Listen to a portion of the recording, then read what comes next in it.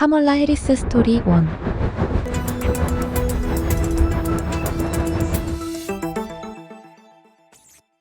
미국 역대 대통령, 그들은 누구인가? 1607년 영국인들은 버지니아의 제임스타운을 만들고 미대륙을 식민지로 지배하기 시작했다. 그러나 영국의 미국 식민지에 대한 과도한 조세 정책 등 누적된 불만이 원인이 되어 미국 동부의 13개 주는 대륙회의를 결성하고 대륙군을 만들어 조지 워싱턴을 총사령관으로 임명했다. 대륙군을 만든 미국의 동부 13개 주는 1775년부터 1783년까지 8년간 대영 제국을 상대로 독립전쟁을 벌였다. 그 결과 미대륙 동부 13개 주는 1783년 파리 강화 조약을 통해 마침내 영국의 식민지를 벗어난 신생 독립국가가 되었다. 신생 독립국 미국은 깨질 수 없는 정치적 동맹인 국가연합으로 행동할 것을 결정하고 그들의 나라를 보호하기 위한 제도적 장치를 원했고, 수많은 논의 끝에 13개 주를 하나로 묶는 중앙정부를 만들고 그 연방 국가의 구심점이 되는 대통령직을 신설하기로 합의했다.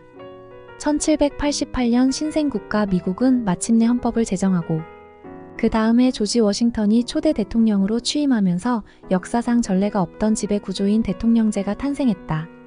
대통령이라는 직책을 최초로 제안한 인물은 미국의 초대 재무장관인 연방당 소속의 알렉산더 해밀턴이었다. 지금까지 미국의 대통령은 45명의 남성이 총 46개의 대통령직을 수행했다. 미국의 대통령은 4년 단임을 하던 8년 연임을 하던 한 대의 대통령으로 간주한다.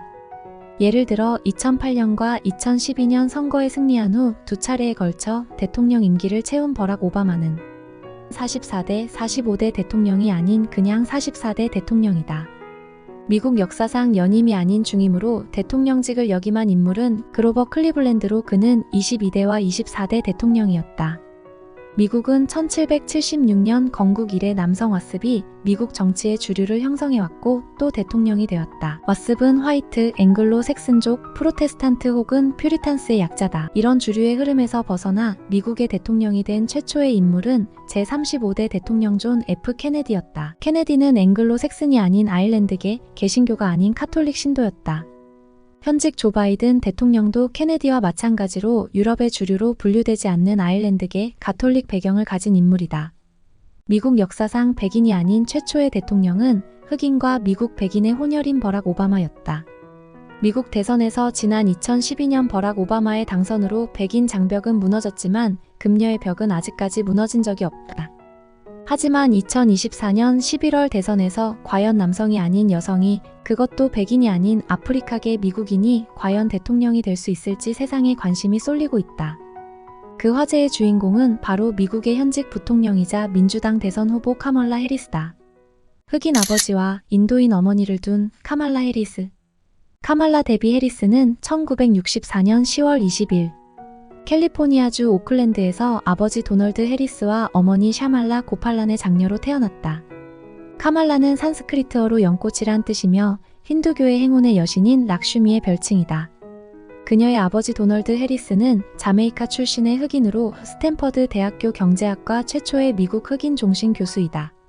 그녀의 어머니 샤말라 고팔라는 1960년 미국으로 이민을 온 남인도계 타밀족 출신이며 생전 유방암 관련 연구를 하는 의학자였다. 그녀의 어머니는 2009년 2월 11일 대장암으로 사망하였다. 어린 시절 여동생과 함께 캘리포니아주 버클리에서 생활하던 카말라 해리스는 7살 때 부모님이 이혼한 후 어머니에 의해 인도식 문화로 자라면서 스스로는 인도인이라는 정체성을 가지게 되었다. 그러나 정치인이 된 지금은 흑인의 정체성을 더 강조하고 있다. 카말라가 12살이 되던 해, 카말라와 여동생은 대학 강사이자 병원 연구원으로 근무했던 어머니를 따라 캐나다 퀘벡주 몬트리올로 이주해 그곳에서 중고등학교를 졸업했다.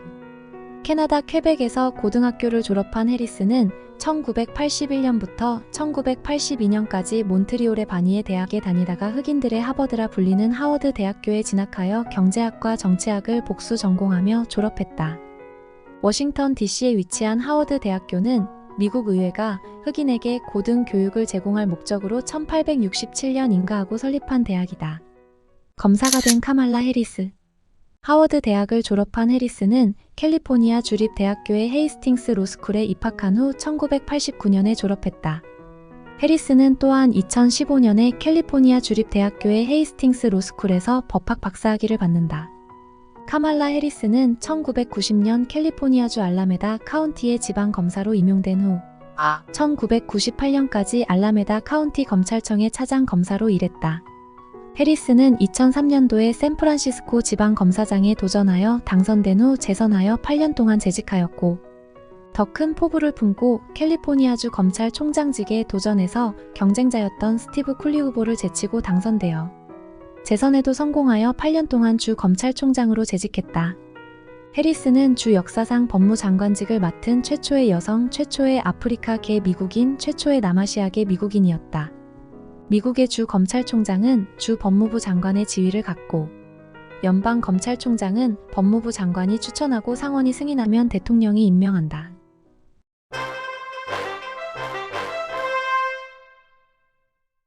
해리스의 연애와 결혼. 카말라 해리스는 그녀가 30살이던 1994년부터 1년간 당시 샌프란시스코시 의회 의장이던 30세 연상의 흑인 정치인 윌리 브라운과 교제 관계를 맺었다. 브라운이 곧 이혼하고 카말라와 결혼할 것이라는 루머가 무성했지만 결국 결혼으로 이어지지 못했다. 윌리 브라운은 시의회 의장이 이어 흑인 최초로 샌프란시스코 시장이 된 민주당 유력 정치인이었다. 사교계에서 플레이보이로 통했던 브라운은 해리스와 만날 당시 배우자와 별거 중이었지만 이혼한 상태는 아니었다. 널리 퍼진 재혼설에도 불구하고 두 사람의 관계는 1년 만에 끝났지만 브라운은 해리스의 정치적 멘토가 되었다. 이런 브라운과의 관계는 해리스의 상원의원 선거, 대선 경선 등 해리스가 굵직한 캠페인을 할 때마다 그녀를 줄곧 따라다녔다. 해리스는 후에 브라운과의 관계에 대해 내 목에 매달린 알바트로스라는 표현을 인용했다. 목에 매달린 알바트로스라는 말은 누군가를 끊임없이 괴롭히는 벗어날 수 없는 짐을 의미한다. 이후 카말라는 2013년에 더글러스 에모프를 만나 2014년 49세라는 늦은 나이에 결혼했는데, 잘나가는 변호사 에모프는 전처와의 사이에 2명의 자녀를 두고 있었다. 해리스가 엠호프와 결혼을 해서 새로운 자녀가 된 콜과 엘라가 그녀를 새 엄마라는 부르는 것이 호칭이 마음에 들지 않았다고 한다. 그래서 해리스 스스로 어머니라는 뜻의 맘과 카멀라를 합친 마멀라라는 별명을 만들었다고 한다. 이들 부부는 현대 미국의 혼합 가정의 새로운 롤모델로 묘사되기도 하며 미디어에서도 성공적인 재혼 가정으로 여러 번 차용됐다고 한다. 에모프는 첫 번째 결혼 생활 중에 자신의 딸이 다니던 사립학교의 교사와 불륜 관계를 맺었고, 이것이 이유가 되어 2009년에 첫 번째 부인 커스틴 에모프와 이혼했다. 에모프는 1990년부터 로펌에서 방송 연예 분야 등 다양한 경력이 톱티어 변호사로 일하다가 해리스가 부통령이 되자 2020년 12월 변호사 업무를 그만두고 워싱턴 DC 소재의 조지타운 대학교 로스쿨 교수가 되었다. 그는 2022년 5월 10일 윤석열 대통령의 취임식에 미국 사절단을 이끌고 방한하기도 했었다. 상원의원이 된 카말라 해리스. 캘리포니아주 현직 법무부 장관 신분이었던 카말라 해리스는 2016년 연방 상원의원을 뽑는 캘리포니아주 선거에 출마하여 버락 오바마 대통령과 조 바이든 부통령의 지지를 얻어내며 6년 임기의 상원의원에 당선되었다. 그녀는 같은 선거에서 일리노이주에서 당선된 태국계 태미 더크워스 의원과 함께 사상 2번째 아시아계 여성 연방 상원의원이 되었다. 미국의 의회는 국민 대표인 하원과 주 대표인 상원의 양원으로 구성되어 있다. 미국 상원은 각 주별로 2명씩을 뽑아 전체 100명의 의원으로 구성되고 하원의 정원은 2024년 현재 435명이다. 이렇게 상하원 의석이 배정된 이유는 건국 초 큰 주와 작은 주의 대립에서 시작되었다. 당시 13개 주 중 가장 인구가 많던 버지니아주는 각 주별로 인구수에 비례해 선거구를 나눌 것을 주장했고, 당시 인구가 적은 주 대표격이었던 뉴저지주는 각 주 1표라는 동일한 권한을 요구했다. 이 두 개의 주장은 대타협이라고 불리는 코네티컷 타협을 통해 현재의 의회 모습을 갖추게 되었다. 즉, 하원은 인구수에 따라 의원을 선출하고 상원은 인구수에 관계없이 각 2인의 주대표를 연방의회에 보내는 것이다.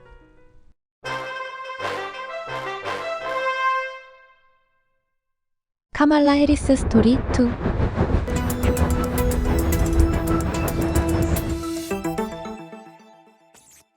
대선 출마를 선언한 상원의원 카말라 해리스. 연방 상원의원 신분이던 카말라 해리스는 2019년 1월 21일 2020년 대통령 선거 출마를 공식 발표했다. 2019년 6월 첫 민주당 대선 후보 토론회에서 해리스는 조 바이든에게 과거 인종 문제와 관련하여 조 바이든이 과거 버싱으로 불리는 흑백 통합 정책에 반대했다는 사실을 지적하며 바이든을 곤혹스럽게 만들었다.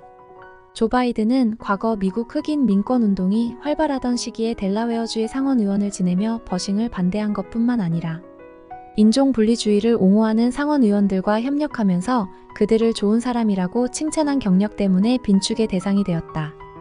버싱 정책은 1970년대 미 교육부가 흑백 학생 통합 정책의 일환으로 흑인 학생들을 백인 학생들과 같은 스쿨버스로 통학시키는 정책을 말한다.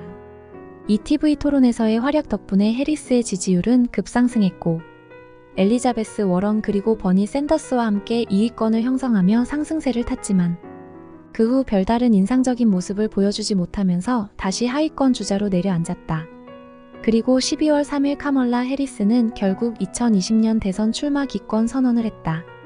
2020년 1월 말에 해리스가 바이든 후보 지지를 고민 중이라는 이야기가 주변에서 흘러나오며 해리스가 바이든의 러닝메이트 자리를 노리는 게 아니냐는 추측이 있었는데 결국 2020년 3월 3일 전체 대의원의 3분의 1의 표를 결정하는 슈퍼 화요일에 박빙의 승부를 벌이고 있던 버니 샌더스를 누르고 조 바이든이 승리하자 카말라 해리스는 3월 8일 전격적으로 바이든 지지를 선언했다.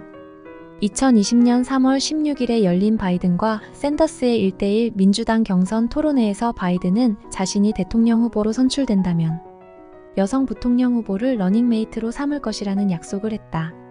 7월 말 사진에 찍힌 바이든의 기자회견장 메모에 해리스의 이름이 가장 위에 올라 있어서 해리스가 러닝메이트로 가장 유력하다는 관측이 제기됐다. 미국 역사상 최초의 여성 부통령이 된 카말라 해리스. 결국 2020년 8월 11일 바이든은 젊은 세대에게 어필할 수 있는 해리스를 러닝메이트로 선택했다고 발표했다.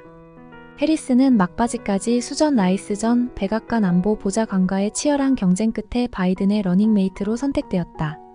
그녀는 최초의 아프리카계 미국인이며 최초의 인도계 미국인이자 제럴딘 퍼라로와 세러 팰린에 이어 주요 정당 부통령 후보로 선출된 세 번째 여성이었다. 2020년 8월 12일 바이든의 정치적 고향인 델라웨어주 윌밍턴에 있는 한 고등학교에서 부통령 후보로서 조 바이든과 함께 첫 기자회견을 가진 카말라 해리스는 미국이 새로운 리더십을 간절히 바라고 있다며 트럼프 행정부를 실패한 정부라고 규정했다. 카말라 해리스는 2020년 11월 대선에서 조 바이든이 선거인단 수에서 현직 대통령인 도널드 트럼프를 306대 232명으로 누르고 승리함에 따라 부통령 당선인이 되었다. 미국 최초의 아시아계 흑인 여성 부통령이 된 카말라 해리스는 차기 대권에 가장 근접한 여성판 오바마라는 별명을 얻게 되었다. 조 바이든 정부의 부통령이 된 카말라 해리스는 몇 가지 주요 이니셔티브에 집중했으며 바이든 행정부가 가장 자랑할 만한 일부 업적에서 중요한 역할을 해냈다. 우선 전국적인 재생산권 자유를 향한 투쟁 투어를 돌며 여성들이 자신의 신체에 대해 자유롭게 결정을 내릴 수 있어야 한다고 외쳤다. 해리스는 낙태 금지가 끼칠 해악을 강조하는 한편 지난 2022년 보수화된 연방 대법원이 헌법상 낙태권 보장을 뒤집은 로데 웨이드 판결을 복구하라며 의회에 촉구했다. 또한 여야 의석이 동수인 상원에서 해리스는 역사상 가장 많은 캐스팅 보트를 행사했다. 이 투표로 바이든 정부의 인플레이션 감축법과 코로나19 관련 경제 지원금을 제공하는 내용이 미국 구조계획법 등이 통과될 수 있었다. 또 미국 최초의 흑인 여성 대법관이 된 커탄지 브라운 잭슨 판사가 상원 인준 절차를 통과할 수 있었다. 하지만 해리스는 좌우 양쪽 진영 모두에서 비난을 받으며 전국적인 지지를 얻는데 어려움을 겪어왔다. 우선 동성 결혼, 사형제와 같은 이슈에선 좌파적인 성향을 보였음에도 일부 민주당 유권자들은 해리스가 충분히 진보적이지 않다고 공격하곤 했다. 또한 바이든 대통령이 미국 멕시코 국경에 몰리는 이민자 수가 기록적인 수준을 넘어선 상황에서 해리스에게 근본 원인을 해결하라는 지시를 내렸는데 해리스가 이를 제대로 해내지 못했다고 보는 의견도 상당하다. 그녀가 그 후 6개월 만에 국경 지역을 찾았다는 소식엔 공화당은 물론 일부 민주당원들도 반발했다.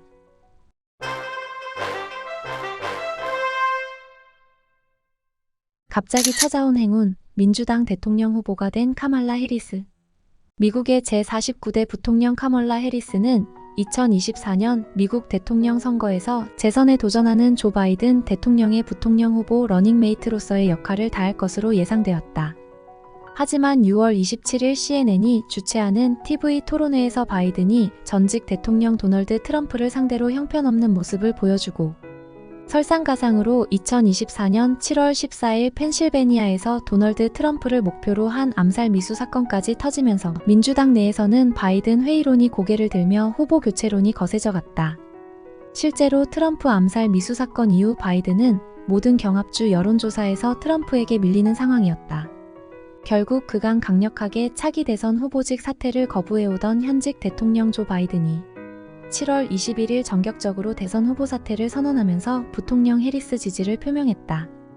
현직 대통령 조 바이든의 대선 후보 사퇴 선언 약 2시간 뒤 부통령 해리스가 대선 경선 출마를 공식 선언하며 바이든의 선거 캠프를 물려받았다. 현직 대통령 바이든의 지지 선언과 민주당 내 대한 부재론이 결합하면서 해리스는 무난하게 과반수의 민주당 대의원을 확보하며 사실상 민주당 대통령 후보 지명이 확실시되었다. 그 후 8월 3일 온라인 투표에서 민주당 대통령 후보로 추대되기 위한 대의원 수를 확보해 사실상 공식 후보 지명을 받았다. 카말라 해리스의 선택 러닝메이트 팀 월즈 2024년 민주당 대선 후보 카말라 해리스는 8월 6일 아침 팀 월즈를 부통령 후보로 지명했다. 그리고 같은 날 오후 민주당은 카멀라 해리스와 팀 월즈를 2024년 11월 대선 공식 후보로 선정했음을 발표했다. 2024년 미국 대선에서 민주당 부통령 후보로 지명된 팀 월즈는 현직 미네소타 주지사다. 팀 월즈는 1964년 4월 6일 미국 네브래스카의 시골 마을인 웨스트 포인트에서 한국 전쟁 참전 용사의 아들로 태어났다. 그는 학창시절 농장에서 농사일을 도우며 어린 시절을 보냈고 1982년에 뷰트 고등학교를 졸업할 때 졸업생이 불과 25명에 불과한 외딴 시골에서 성장했다. 그는 한국전쟁 참전 군인이었던 아버지의 권유에 따라 고교 졸업 후 17세에 주 방위군에 입대하여 5년간 상근 부사관으로 근무했고 2005년까지 25년간 비상근 주 방위군으로 복무하다 포병 원사로 퇴역했다. 팀 월즈는 미국 군복무자 우대 혜택을 받아 대학에 진학하여 1989년 네브래스카주 채드런 주립대학교에서 사회과학 교육 전공으로 학사학위를 받고 졸업한 후 네브래스카주 공립학교에서 교사 생활을 하다가 같은 학교 교사였던 아내의 권유로 아내의 고향인 미네소타주 맨케이토로 이주해 고등학교 지리교사 및 미식축구 코치 생활을 했다. 그는 대학 졸업 직후인 1989년부터 1990년까지 중국 광저우 포산시 포산 제1중학교에서 학생들에게 영어와 미국사를 가르쳤고 귀국 이후 신혼여행도 중국으로 가기도 했는데 이런 특이한 경력 때문에 공화당에서는 그가 골수 친중이라고 공격하지만 오히려 월즈는 이러한 경력을 기반으로 중국 내 민주주의 및 인권 문제를 강력하게 비판해왔다고 주장한다. 그는 또 2001년 미네소타 주립대 맨케이토에서 리더십 교육으로 석사학위를 받았다. 2006년에 정치에 입문한 월즈는 미네소타에서 6선 하원 국회의원을 역임했고 2018년에는 주지사 선거에 출마해서 재선 주지사로 재임 중이다. 팀 월즈는 대중연설과 토론에 능해서 지지자들에게 간결하면서도 강하게 의견을 말할 수 있는 장점을 가지고 있다. 그는 공화당 후보인 도널드 트럼프와 그의 공화당 동조자들을 두고 그냥 괴상하다라는 표현으로 대표되는 어록을 만들어내 세간의 화제를 낳고 있다. 일부 대중들이 그가 실제 나이보다 더 나이 들어 보인다는 외모 지적에 대해서 그는 장담컨대 20년 동안 급식실 감독을 하면 머리카락이 남아날 수 없다라고 재치있게 받아쳤다. 시골 마을 출신의 교사, 미식축구 코치, 퇴역 군인이라는 그의 이력은 그의 친서민 친노동자 이미지를 공고히 해주었고 이런 요소가 중도 서민층 유권자의 표를 필요로 하는 민주당의 카멀라 해리스 입장에서 그를 부통령 후보로 지명하게 만드는 결정적인 동인이 되었다. 2024년 11월 미국은 여성 카말라 해리스를 선택할까?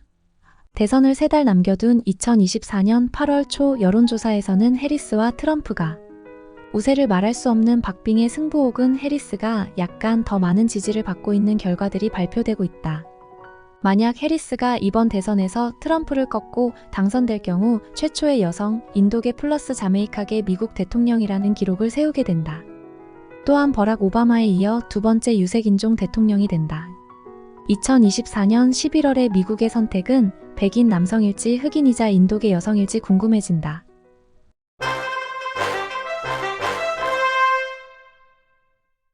재미있는 카멀라 해리스 스토리를 시청해주셔서 감사합니다.